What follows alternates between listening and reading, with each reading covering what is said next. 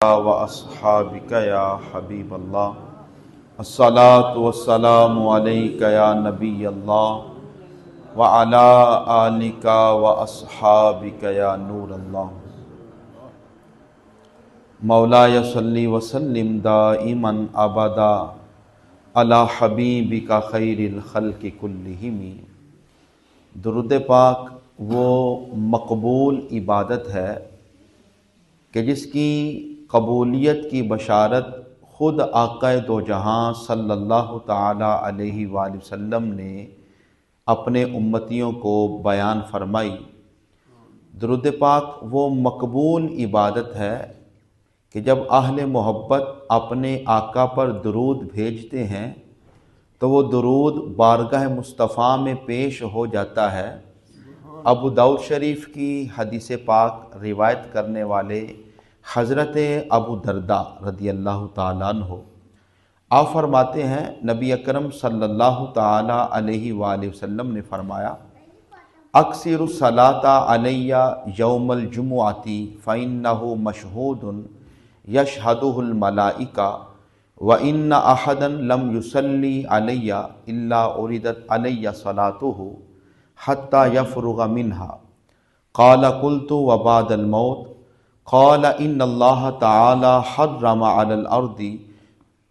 ان تأکل اجساد الانبیاء فنبی اللہ تعالی حی یرزق۔ حضرت ابو درداء فرماتے ہیں نبی اکرم صلی اللہ تعالی علیہ وآلہ وسلم نے فرمایا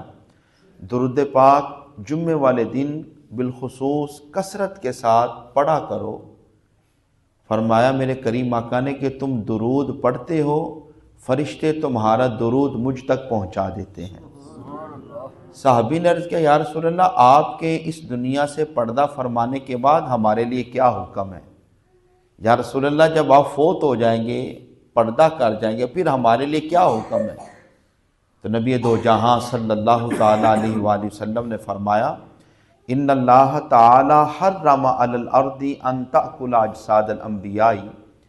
فنبی اللہ تعالی حی یرزق، کہ اللہ تعالیٰ نے زمین پر حرام کر دیا ہے وہ نبیوں کے جسموں کو نہیں کھا سکتی، اللہ کے نبی مرنے کے بعد بھی زندہ ہیں ان کو رزق عطا کیا جاتا ہے۔ یہ جو حدیث پاک کے اتنے الفاظ ہیں نا جو بد مذہب ہیں، جن کے دلوں میں بغض مصطفیٰ ہے، جن کے دلوں کے اندر نبی اکرم صلی اللہ تعالیٰ علیہ وآلہ وسلم کی مقام آپ کی شان کو بیان کرتے ہوئے جن کے دلوں کو کچوکے لگتے ہیں، ان ظالموں کے بارے میں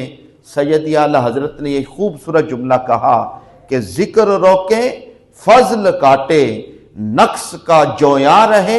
اور پھر بھی کہے مردک کے ہوں امت رسول اللہ کی، یعنی کہ جب